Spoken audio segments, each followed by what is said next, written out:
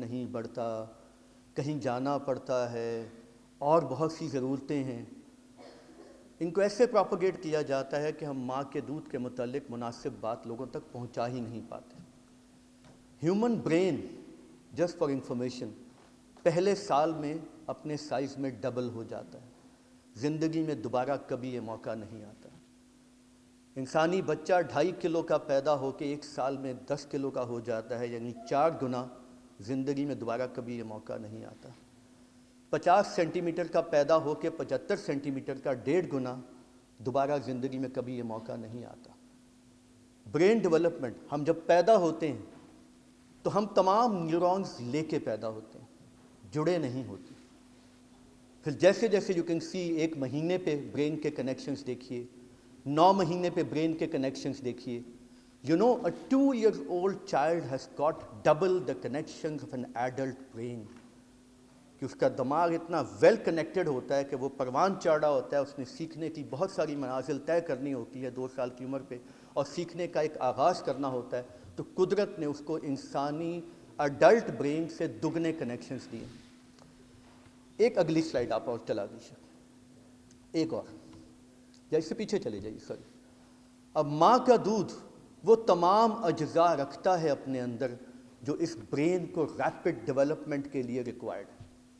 نہ یہ آپ کو ڈبے میں ملیں گے، نہ یہ آپ کو گائے بھینس میں ملیں گے۔ اور ہمارے پاس اتنے جواز ہیں، اتنے متبادل خیالات ہیں، کچھ اشتہاروں کا کمال ہے، کچھ پروپیگیشن ہے، کہ ہمیں لگتا ہے کہ ماں کے دودھ کے برابر ہی سب کچھ، اگر یہ نہ کیا تو یہ بھی دے دیا تو برابر ہے۔ You know, you can have 5 to 10% extra IQ with mother feed. انسانی ذہن اگر پری میچور بچوں میں اسٹڈی کی جائے تو 15 سے 20% زیادہ تیز رفتار سے کنیکٹ ہوتا ہے، جس میں آپ کی ہیومن انٹیلیجنس، آپ کی کرٹیکل تھنکنگ، آپ کی ڈیسیجن میکنگ، آپ کے ساری ایویلویشن، انسانی برین 3 سال تک فائنل ہو جاتا ہے، قریباً 80%۔ اس کے بعد جو ہم بنتے ہیں اس پہلے 3 سال کی بنیاد پہ بنتے ہیں۔ آپ نے شاید بہت سے لوگوں نے سنا ہو فرسٹ 1000 days آف لائف، زندگی کے پہلے 1000 دن، ماں کے پیٹ میں بچہ شروع ہونے سے لے کر دوسری سالگرہ کا کیک کاٹنے تک سارے فیصلے ہو جاتے ہیں۔ اور یہی وہ وقت ہے جس پہ ہم فوکس نہیں کرتے۔ ماں کا دودھ پہلے 25 دن کا فیصلہ ہے۔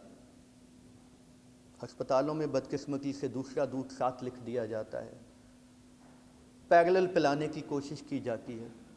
صرف پہلے 25 دن میں اگر ماں 100% ماں اور بچے کو لڑنے جھگڑنے گتھم گتھا ہونے چھوڑ دیا جائے پلیز، اور انٹرفیئر نہ کیا جائے، تو اللہ کا حکم ہے قرآن میں۔ میرے پاس ایک ماں آئی، میں بات اپنی ختم کرتا ہوں، بہت لمبی باتیں کرنے والی۔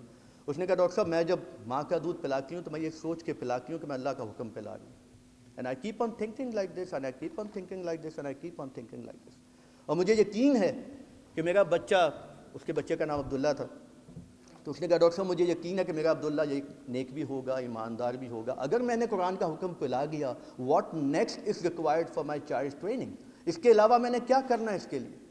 لیکن انفارچونیٹلی ہمارے گھروں میں ماں کے دودھ کے متعلق، یہ کھاؤ گی ماں تو بچے کو یہ ہو جائے گا، وہ کھائیں گے تو بچے کو وہ ہو جائے گا۔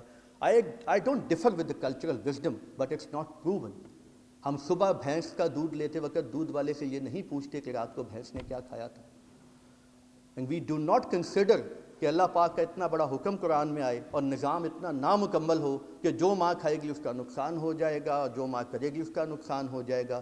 You know, when people come to me at the hospital تو میں ماں کو 3 باتیں بتا کے قائل کرتا ہوں۔ تمہارے 3 درجے، باپ کی 4تھی باری، تمہارے پیروں تلے جنت ہے۔ آپ کو اپنی ماؤں کو امپورٹنس دینی ہے، جو ہماری ورکنگ ویمن ہیں ان کو فیسیلیٹیٹ کرنا ہے۔ ان کے لیے بے شمار پبلک پلیسز ہیں جہاں پر بریسٹ فیڈنگ کارنرز ایگزسٹ ہی نہیں کرتے۔ کوئی نقشہ نہیں پاس ہونا چاہیے جب آپ کی 60%، 50%، 70% امپلائیز فیمیل ہیں، تو کوئی جگہ اپروو نہیں ہونی چاہیے جہاں مدر فیڈنگ کا پراپر انتظام نہ ہو۔